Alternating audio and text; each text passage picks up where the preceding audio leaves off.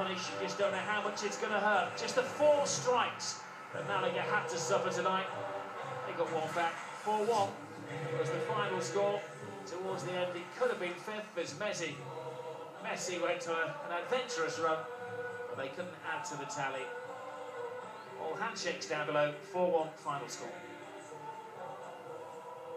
So they are the winter champions. We knew that before kick-off, and we now also know that there's a 4-point gap between Barca and Real at the top. That's the largest it's been all season. Here's the table then. The bottom half won't change. This is how it will be at the midway point of the season. Wins for Zaragoza and Sporting in there. Zaragoza move off the bottom this weekend as a result. Sporting move out of the drop zone. Well, Sociedad's 4-0 win away at Getafe, the result of the round, aside from Almeria's draw, has moved them up to 11th. Top half of the table, Athletic move up 3 places after their win against Racing on Saturday night. There's wins in there for Espanyol, Valencia, Villarreal. Real drew, as we know, so Barca have those crucial 4 points on them.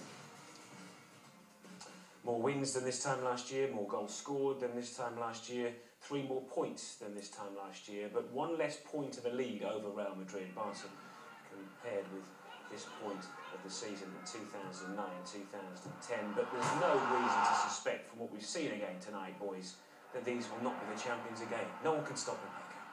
No, I think we can see keeping this pace until the end. I think they've got the capacity to keep this run going until the end of the season, and it's going to be difficult to beat them.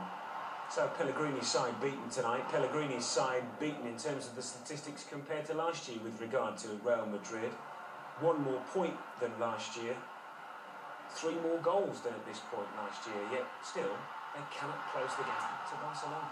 What's interesting is that you mentioned those stats, and people may be thinking that's something that you just put together and that's it. That's actually something that Barcelona are using to motivate their players as well. The fact that they got the biggest run of unbeaten games, and as you said, more points than ever at this stage of the season. Just to interrupt you for a moment, if you didn't see the first half of us tonight, you'll see Ozil hitting the ground there. That was a contentious issue from the first half against Almeria. The reason we've highlighted that, because Mourinho, as Guillaume said earlier tonight, has come out and criticised the referee post-match after the draw here. What a piece it finishes.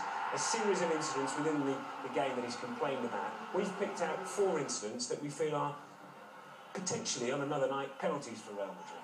That this being another one. He basically said, didn't mention the incidents, but he criticised very clearly the referee.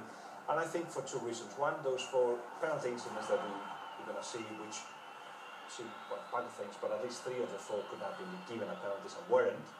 And 2, because in the second half especially, there was no fluidity in the game of Real Madrid, because there were constant fouls, and the referee didn't understand that maybe they should have allowed the player that wanted to play, the team that wanted to play,